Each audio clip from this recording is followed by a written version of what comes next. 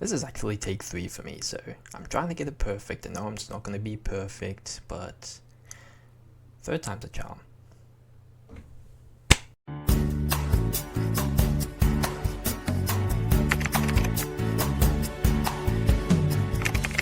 I'm a very rational, analytical, introspective kind of person. Whenever I'm in solitude, I'm often like dissecting my thoughts. I'm thinking a lot about myself, meaning of my life, my future, my career, my purpose. So I spend a lot of time in my mind with all these racing thoughts, and I thought in starting this YouTube channel I can create a space where I can just explore what's really going on in my head and to just get out of my own head essentially. And in talking about this, I also want to help others who are going through something similar by just sharing my experiences, my outlooks and mindsets of just who I've become over the years. I've been an avid YouTube watcher for probably over a decade now. I've watched people come to this platform and bring something that's unique to them, and it engages people in ways that are educational and entertaining, and I spend a lot of time watching those people. So I thought I'd like to come here and see what I can bring to the table. So I want to use this channel as a platform or a medium to translate my thoughts and feelings into content that can help other people who are going through something similar. So I went to university for 4 years. I studied a double degree of business and IT. I graduated in 2019, so I was there from 2016 to 2019. Now in 2022, I am currently in a full-time job as a business analyst, which is related to my degree. After university, I went into a job in a startup company, which was good, and I was there for about a year, unpaid at the start, but then transitioned into part-time. It was great. I loved the people, I loved the role, I loved the creative freedom. Of my boss, he was super chill and allowed me to have that freedom. But I did have a craving to get into a team setting, to go into work like UX design or business analysis. I ended up going into a call center role for 4 months. I also left that job after those 4 months and went into a customer support role, which is pretty much a very similar job, and I left that role after 2 months. So in the first role I went in, I was thinking maybe I could have a future with this company because it was a big bank, and I thought, hey, I can just work this contract for 12 months and then see what happens from there. In working in that job, I had a sense of dread that built up when I would, wake up to go to that job. I knew in my heart and what I felt that it was not something I wanted to keep doing. And I didn't want to do it for the next 8 months because the contract was 12 months. So I talked with my manager after 4 months of working in there, and I said, it's not something I really want to do anymore. Again, the people were great, and I liked the dynamic of working with other people who were kind of similar to me, like finishing uni, looking for a graduate job, and we worked with each other each and every day. And I liked that dynamic of just bouncing off each other while we were working and learning together. The nature of the job was the main factor for me, because I knew something like a call center job, the role of that wasn't going to change, and that was what I had a problem with. It's a very stressful job, and I commend people who can actually take that job and just handle it like a champ. I'm not one of those people, I found out, and I knew I wasn't endeavoring to go into a call center job while I was in uni. I wasn't thinking about that kind of role at all, and I felt like working in that job, it made me value my time. It felt like I wasn't moving where I wanted to go, and so I decided to leave. Then going into another customer support job, I found out about that through a friend from church, so I thought I should give it a go, see if anything was different. Yeah, largely was not very different. I don't know what I was expecting. It was in a different industry, in the medical industry, but I was getting the same feeling that I encountered, being on the phones with people, having to deal with their situations. I realized it wasn't the way I wanted to work, because generally I know that I do want to do something that helps people. And yes, you can help people by being on the phone with them. In the case of my first job, it was helping people with their financial home loans, giving them financial assistance, which is of course helpful, but I also realized it wasn't the way I wanted to work. In taking phone calls, one phone call after the next, it's very fleeting. You have to be able to handle whatever it is, but you don't know what it is, and you never really know what it is. You just have to be prepared to handle it on the fly. And then trying to keep up with that quick thinking on your feet kind of approach and knowing everything and doing everything really quickly, I found that wasn't something that resonated with me as much as another kind of approach that, when thinking about it, is something that I prefer. I believe I like working on something like a project where I can build on it and cultivate it and nurture it into something that I can look back on and say that I created that, and that is something of my own work. I think that is the creative, kind of introverted side of me that longs for that kind of work.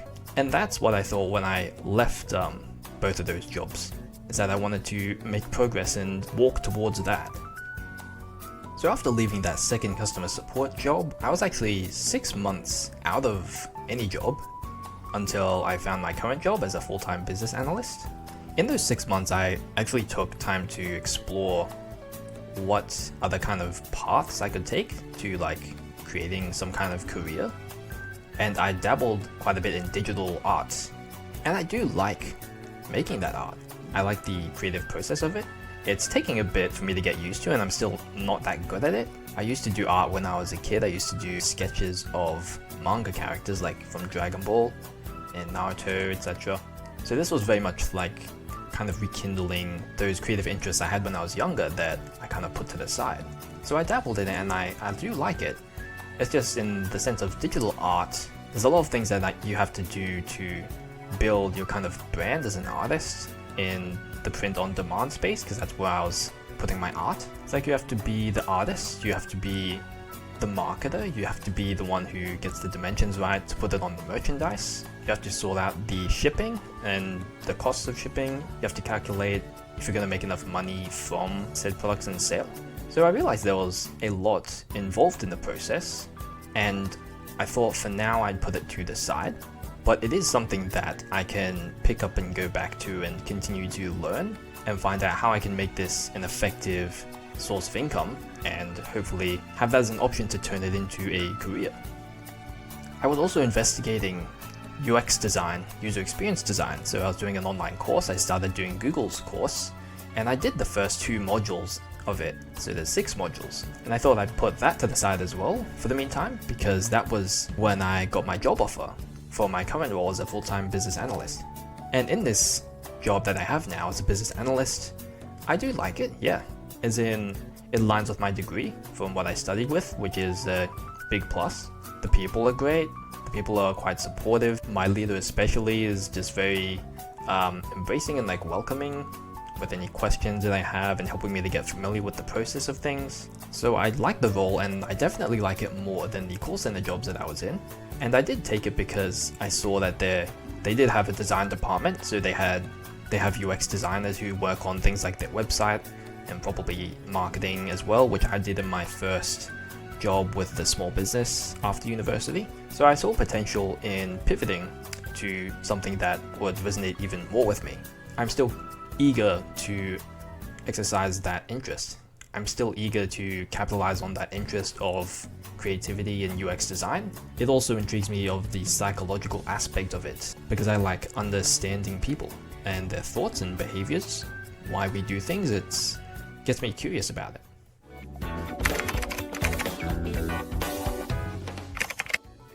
Sometimes you need to experience something to truly know what it's like, even if you see it as wasted time. To realize that in the first place, you actually had to go and experience that to fully understand what it is that you're actually considering, and if you're deliberating on it for a long time. But then you might think, well, I should have known that before. But sometimes we don't know, and how could you have known that before? Yeah, you could have done more research. If it's something that you're looking to study, you could have done more research into what it's like. You can talk to people who've been in that experience, yes. But ultimately, if you're deliberating on it for a long time or very intensely, maybe a good decision is to actually get a taste of what it's like, to experience it as fully as you can. So sometimes you may need to give something an honest go first before you decide that it's something you really don't want to do, and you can be glad that you found that out. Then you can pivot your energy and time into something that you think is a good direction for you. You can follow your curiosity.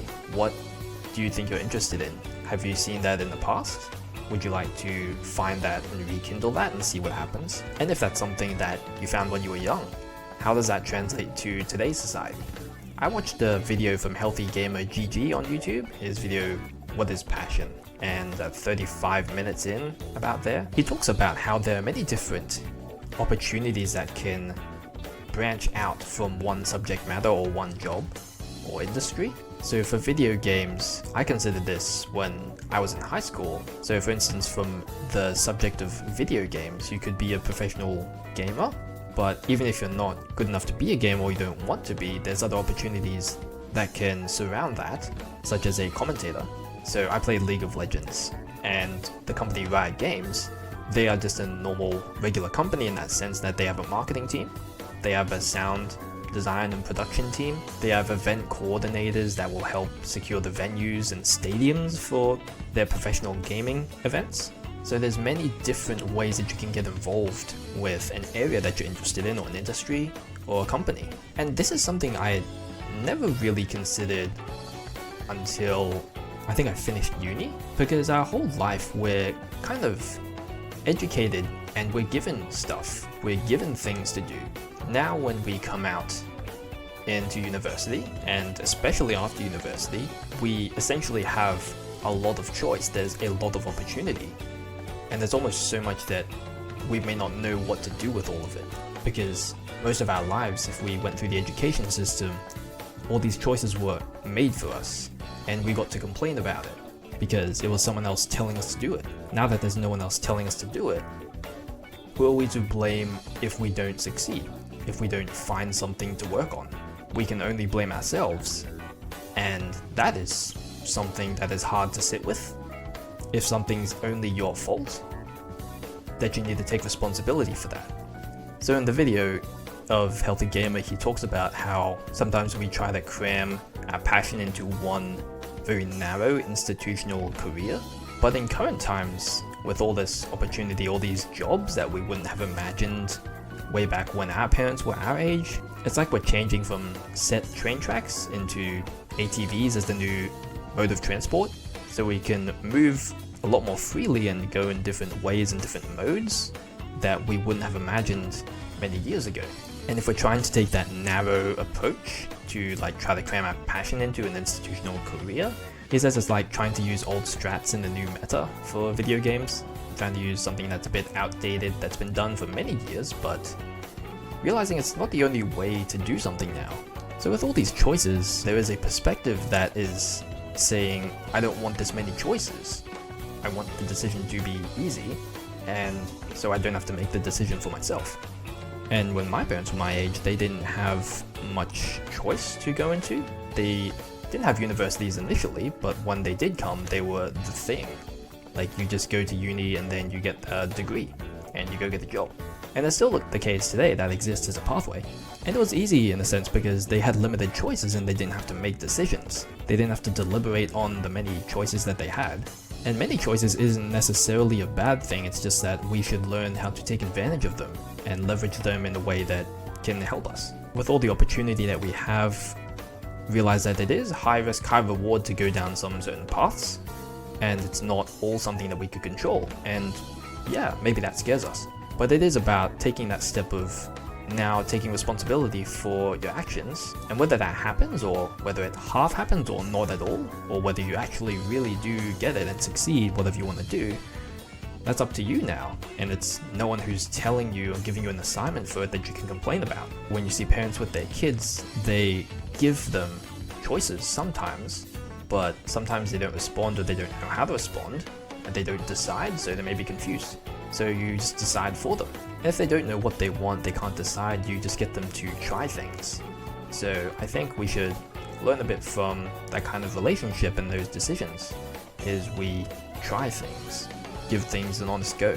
So in reflecting on my experiences and my thoughts, I want to carry these experiences with me. I aim to look up more often so I don't sink into a monotonous cycle of work. I'm going to continue pursuing the things that make me curious, things that I can engage in and where I can just have fun with it. And I'm going to share it all here. Welcome to my YouTube channel.